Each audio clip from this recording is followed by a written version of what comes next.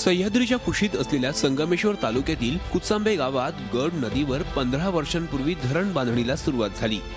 सुरुवातीला या धरणाचं बजेट 40 कोटी होतं। आता ते 651 कोटीवर पोहोचलंय।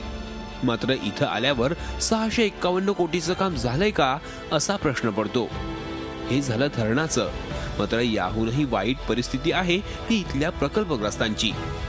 ज्या ठिकाणी या प्रकल्पग्रस्तांचं पुनर्वसन करण्यात आलं त्या ठिकाणी त्यांना मूलभूत सोयी पुरवण्यात आल्याच नाहीत। झी मीडियानं जेव्हा त्यांच्या समस्यांवर प्रकाश टाकला तेव्हा सरकारी यंत्रणा खडबडून जागी झाली आणि जिल्हाधिकाऱ्यांचा ताफा प्रकल्पग्रस्तांना भेट देण्यासाठी गावात दाखल झाला।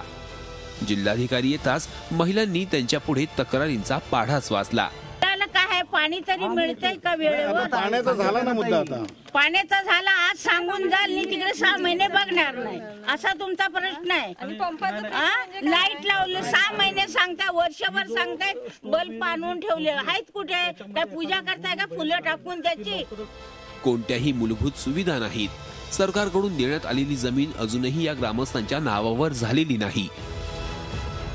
पिण्याच्या पाण्याचा प्रश्न इथं गंभीर बनलाय।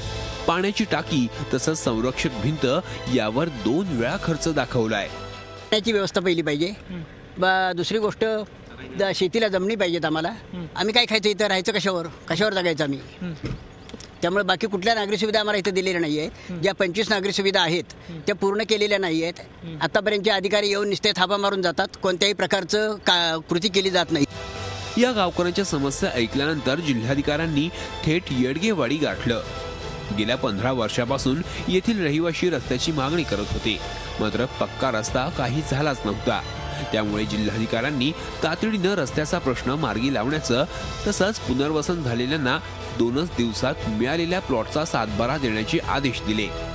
दृष्टिकोनातून रस्ते काही ठिकाणी पाणी अशा प्रकारचं जे समस्या आहे, गटाराच्या समस्या आहे, ते सगळं दुरुस्त होण्याच्या दृष्टिकोनातून काही सूचना ऑर्डर आपला इरिगेशन डिपार्टमेंटला दिलेले आहे। आज या ठिकाणी काही ठिकाणी सातबाराचे इश्यू होते, ते सुद्धा आपण या ठिकाणी सॉर्ट आउट करून दिलेले आहे। गेल्या 15 वर्षात या धरणग्रस्तांचे प्रश्न जैसे थेच आहेत।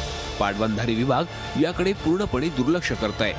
तब्बल 5 जिल्हाधिकारी रत्नागिरीतून बदलून गेलेत। आता बी राधाकृष्णन तरी या प्रकल्पांना न्याय देतील का हेच पाहायचंय।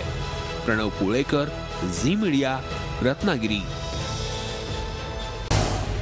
झी 24 तास रहा एक पाऊल पुढे।